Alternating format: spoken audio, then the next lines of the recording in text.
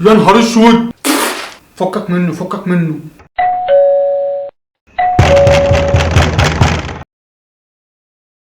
يا نهار اسود، قلبي قلبي هيقف. ايه يا بابا، فيه والله ما عملت حاجه. بتشرب لتر ميه في اليوم يا مفتري؟ ده انا ابوك وبشرب نص لتر بس في اليوم. ايه نص لتر؟ والمفروض بقى ان انا اقسمهم على مدار اليوم ولا همشيهم ازاي طيب؟ لازم تتعلم ازاي توفر عشان فاتوره الميه ما تجيش قد كده. فاتوره الميه ايه بس يا بابا؟ فاتوره الميه برضه ربنا يصبرني يا رب. احتف الميه اللي معاك يا بابا. امسك يا كلب البحر. شكرا يا بابا. بابا محسن الكهرباء. فكك منه فكك منه. افكني منه ازاي بس يا بابا؟ احنا بقالنا شهرين ما بندفعش، هنتحبس يا بابا، يحبسونا. يا ابني يا حبيبي اعتبر ان احنا مش موجودين. اعتبر ان احنا مش موجودين ازاي؟ ما انا قدامك اهو وانت قاعد قدامي يا بابا. مالكش دعوه مالكش دعوه. بالراحه هيقع علينا الباب يا بابا. مالكش دعوه مالكش دعوه، انا بوفر. ايش فهمك انت؟ يا رب سامحني، هو السبب، انا ماليش دعوه. The next day.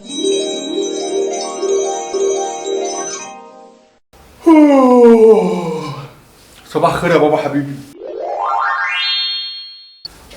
بقول لك يا بابا انا بس كنت عايز منك 100 جنيه عشان اخرج مع اصحابي.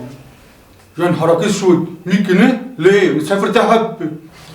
لا يا بابا، دهب ايه؟ دهب اللي سافرها ب 100 جنيه. لا يا بابا دي يا دوبك يعني هتكفي الوجبه اللي انا باكلها ومعاك كوبايه عصير. يا ابني يا حبيبي، وانا في عمرك كده كنت باخد مصروف 10 جنيه كانوا بيقعدوا معايا شهرين.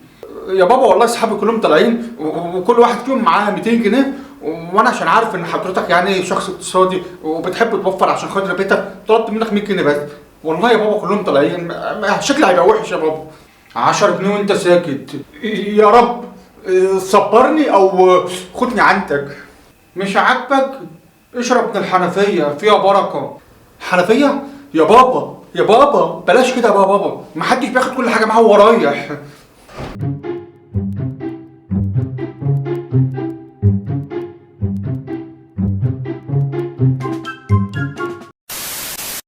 وطبعا زي ما انا معودكم يا حبايب قلب سرنجة ان انا بشارككم دايما كل حاجه وحشه وكل حاجه حلوه.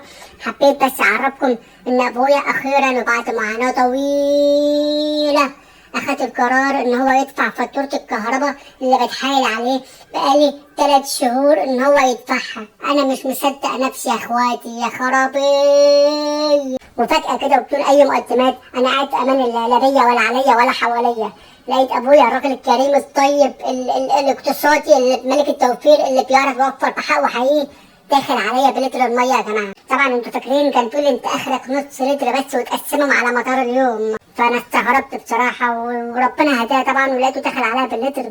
طبعا انا مش مصدق، انتوا شايفين وشي عامل ازاي وده حقي اعتقد يعني. وجينا بقى للمفاجاه الكبيره، البيك سربرايز يا جدعان. اقسم بالله انا مش مصدق عينيا، لقيته جايب لي وجبه من عند كنتاكي، وجبه عائليه من اللي بتكفي 3 4 اشخاص. بقول له يا بابا دي ليا؟ قال لي يا سرنجة يا حبيبي دي ليك عشان اعوضك عن كل الايام الوحشه اللي انت شفتها مني. بصراحه يعني دي حركه جدعانه ورجوله من ابويا. يا لهوي، دلوقتي بقى انا لقيت ابويا داخل عليا وبيطلع كده من كيفه بقى كبشه فلوس قد كده، لقيته بيقول لي خد يا سرنجة يا ابني. وطبعا انا لما شفت الفلوس كريت عليه العيال الصغيره، ما اصل انا بقالي 3 شهور ما بشوفش الفلوس. لقيته بقى مديني ال 100 جنيه اللي انا كنت بتحايل عليه التالي عشان اخرج بيها مع اصحابي. وطبعا يا جماعه عشان تبقوا عارفين بس انا ال 100 جنيه دي هشوفها بعد 3 4 5 6 شهور 7 سنه ان شاء الله يعني. يلا ربنا يخليك ليا يا رب يا رب. يلا اشوفكم فيديو جاي، سلام.